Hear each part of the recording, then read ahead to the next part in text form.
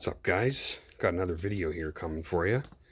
As I said, I'm going to be documenting the progress on the wagon project car.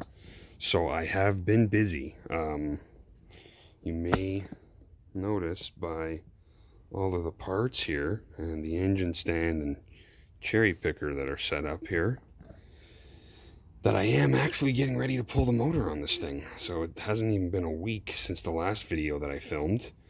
But it is getting cold here, the leaves are falling, and I just wanted to get this done, knowing I'd be doing it in the driveway before it got, real crappy out. But nonetheless, engine is ready to come out. So with the little guy inside, it makes it a little bit hard to get out here for an extended period of time. So I spent a couple of hours on a couple evenings after work this week getting things out of the way and pulled apart. And then today's Saturday, I spent a bit more time out here. I didn't show the engine in the last video, but now you might see why I want to pull this thing. I didn't even know that the oil in the front of it was that bad with the air conditioning compressor on it, but yeah, it's gross. Underneath is pretty gross too, but not like that. It's not leaking oil right now, so maybe it's from some point in the past. But needless to say, it is going to be coming out. It's going to be getting cleaned up. As I said, the direction is not 100% determined yet, so stay tuned for that. The only things left to do to get this engine out: loosen and remove those motor mount bolts, pull that distributor out, and get the hood off. I could do this on my own. I'm not the hood. My wife's not going to be able to help me with that removing of the hood, so I'm going to have to wait for either a buddy or my pops to help me out with that. And I mean, the actual removal of the engine and transmission could be done as, on your own as one, but it obviously makes it easier with a second set of capable hands. So I'm just going to wait for that. But the good news is now it's ready to come out. Nothing really about these F bodies that is crazy different than working on my A body in the garage, my 71 Scamp, at least so far.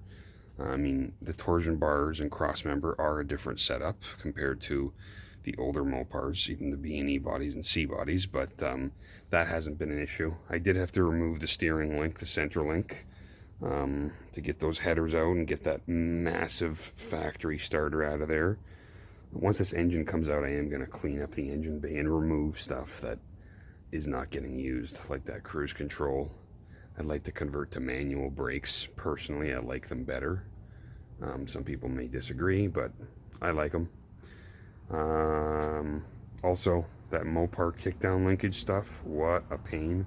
I probably spent more time on that than anything else. This thing is going to be getting a manual valve body, so no need for that stuff. It was getting boring driving an automatic car that I couldn't shift the gears on. So that's all gone. Going to be up for sale too, or someone wants to take it off my hands for their project. But that's how she goes.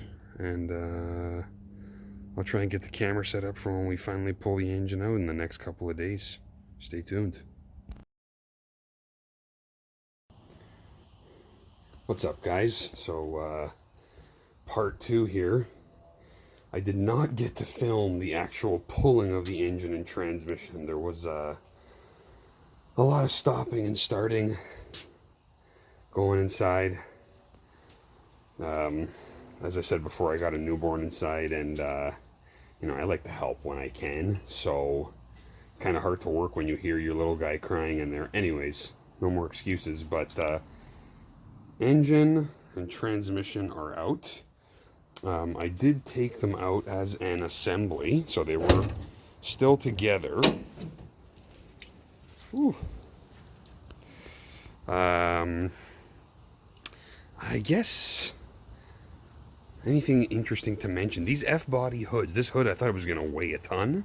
It was actually really light. I did need a second set of hands to get it off, so a buddy of mine was here just to help me with that. And my driveway is on an incline, so if you've ever pulled an engine on an incline, you know with the cherry picker, or the engine hoist I should say, sometimes it gets a little bit squirrely. You got to have someone stand on it and whatnot, so it was helpful for that.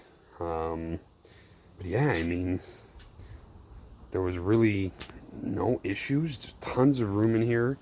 The rad is pulled.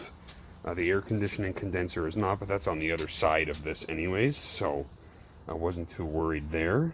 And yeah, so I'm actually getting it ready to go into storage. It's going to be going into storage this Sunday.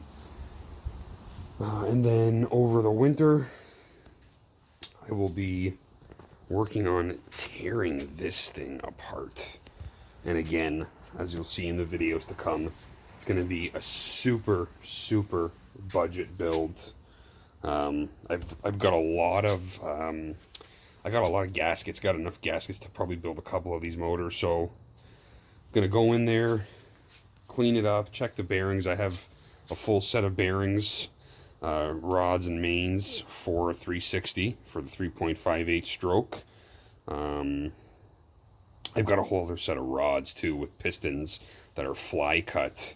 I fly cut the pistons in the last 360 that I built, which was a pump gas motor, ran on 87 octane, ran 1230s, but due to the lift and the duration on the cam and the intake center line, I had to fly cut the intake side of the pistons. I don't know what cam I'm going with yet, but if needed, depending on how these cylinder walls check out, if they're okay still at standard bore, I may be able to swap those in. The rings on them are still good. They were new then. But this is really going to be an on-the-cheap build, like really on the cheap. And I'm hoping it turns out good. And, you know, if it does turn out good, especially in a heavy car like this thing, maybe it's something you guys can replicate for your own builds. So yeah, stay tuned. Now it's time for me to get this thing up on the trailer without a winch, but believe it or not, it's actually not that heavy to push. I mean, with the engine and trans out, obviously that helps, but looks can be deceiving. So, until next time, that's all for now, guys. But she's going to sleep for the winter here in Canada, and the garage is going to be getting heated up pretty soon via the wood stove, so that I can get cracking on rebuilding the engine and transmission. Oil and both engine and transmission came out really clean, so I'm hoping the transmission I can almost get away with just a very, very simple basic rebuild, but we'll see when we pull it all apart. Anyways, that's it for now, guys. Stay tuned. Peace.